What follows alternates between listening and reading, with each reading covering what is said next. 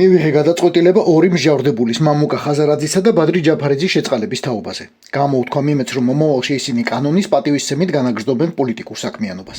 ნებისმიერი არასასურველი მოძრაობის შესაძირად ყველაზე მარტივი гза მისი მეთაურების კომპრომენტირება და ჩაძირვა. KGB-ს ეგ არ ესწავლება.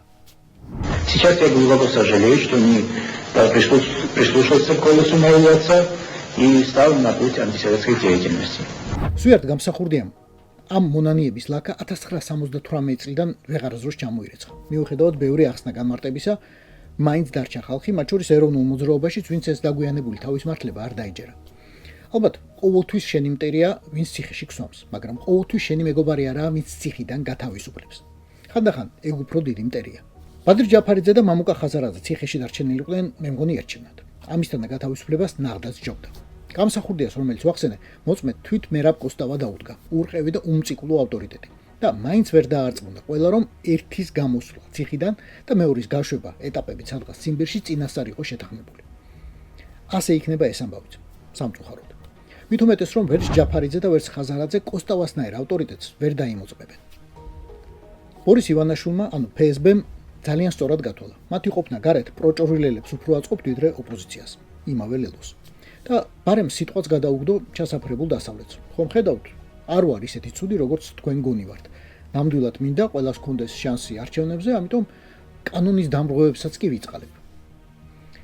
აცი გინ თბილისი გამოგიჯონ ბურიას, გინ მურმანსკი ვალოდიას. ვეღარაზროს ჩამოირცხავენ ლაკას. ეჭვს რომ შეეკრნენ, რომ გაიყიდნენ, რომ შეშინდნენ, რომ დათმეს.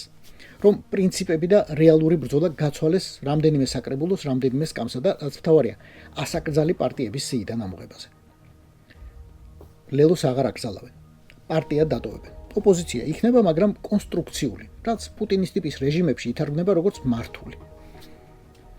რუსეთის დუმაში ასეთები ოხრადაა.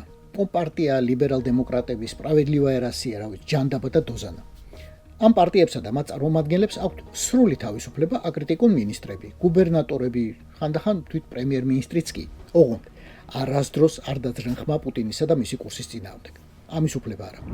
ციხიდან გამოშვებით ივანაშვილმა ხაზარაძე ჯაფარიძეს ჟირინოვსკისა და ზიუგანოვის როლი შესთავაზა. იაგო ხვიჩიას ხალხის ძალისა და უკვე გაფორმებული სხვა ვიღაც ჯამბაზების კვალად. ციხიდან გამოსვლის შემდეგ რაც უნდა თქვა, ეგ სიტყვები იქნება. ჰაერის რყევა, სანამ საქმეს არ ვნახავთ. შანსი აქვთ ერთი. გამოვიდნენ არჩევნებიდან, თუნდაც ისევ ციხეში შევიდნენ.